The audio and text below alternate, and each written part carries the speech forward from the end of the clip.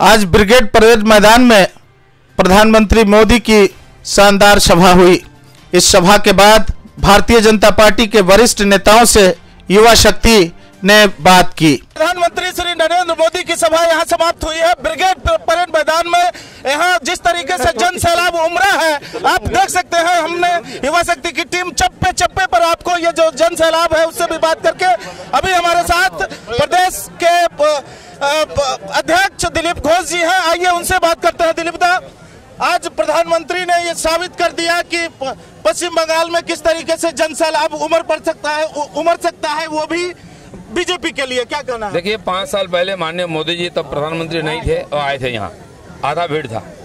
अब प्रधानमंत्री के रूप में पहली बार यहाँ पधारे हैं तो उनके सम्मान के अनुसार राष्ट्र के सर्वोपरि नेता, दुनिया के सबसे मशहूर पॉलिटिशियन, उनके सम्मान के अनुसार हमने यहाँ सभा की है। और एक नहीं है, बंगाल में एक ही दिन में 2-2 सभा हमने किया है ताबड़तोड़, और सारा रिकॉर्ड को तोड़ दिया हम लोगों ने। अब बंगाल बता दिया वो किसके साथ है। ये प्रधानमंत्री ने साफ तौर पर कहा कि देश की जो सुरक्षा है उससे कोई समझौता नहीं किया जाएगा। आपको क्या लगता है कि अभी जो पश्चिम बंगाल की जो राजनीतिक परिदृश्य है वो किस तरफ जा रहा है? देखिए देश का जो सुरक्षा उसके साथ कोई समझौता नहीं है। हमारे सुरक्षा कर्मियों का बलिदान को लेकर जो मजाक उड़ाते हैं, प्रश्न उठाते हैं, उनके साथ कोई समझौता नहीं है। और पाकिस्तान के साथ जो लोग समझौता करके बैठे हैं उनके साथ भी कोई समझौता नहीं है। देश खड़ा हो गया है। देश को जो नेता चाहिए था मोदी के रूप में वो नेता देश को मिल गया है। आगे इस बार के चुनाव में सारा जवाब देश दे देगा।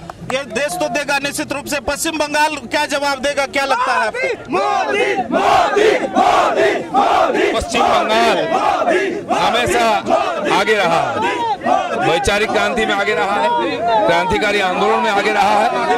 आप देश को आगे बढ़ाने के लिए भी आगे रहे। हमारे साथ बीजेपी के कद्दावर नेता राकेश सिंह हैं। आइए उनसे बात करते हैं। राकेश जी, क्या लगता है इस महासैलाब के बाद?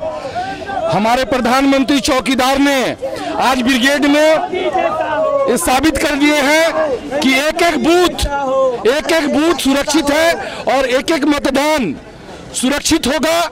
जितने भी तृणमूल के गुंडे हैं उस दिन घर में होगा और गणतंत्र लोकतंत्र में वोट बूथ के ऊपर में होगा। और इसके लिए हम लोग भी युवा तैयार है, यूथ बूथ पे तैयार है और हमारा केंद्रीय सुरक्षा बल पूरा वोटर के लिए तैयार है। इसलिए सुरक्षित वोट होगा, इतना हम दावी के साथ कहते हैं। क्यों कि ये प्रधानमंत्री का आज का आवाज ब्रिगेड ने हम लोगों को आश्वस्त कर दिया।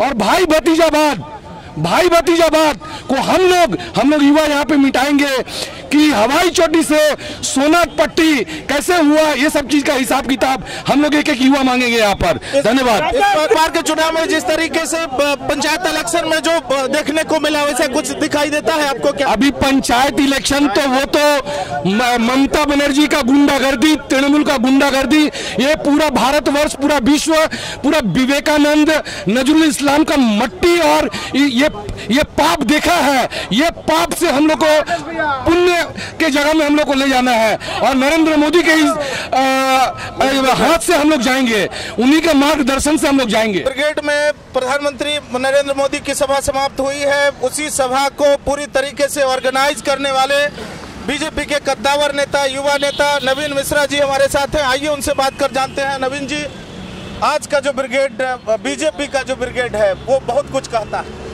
देखिए आज का ब्रिगेड जो है वो पश्चिम बंगाल की आम जनता को समर्पित है। आसनसोल, पुरुलिया, बांकुड़ा, बीरभूम, 24 परगना नॉर्थ साउथ के साथ साथ नदिया, कलकत्ता शहर, हावड़ा, हुगली की जिन कार्यकर्ताओं की हुजूम उमड़ी थी।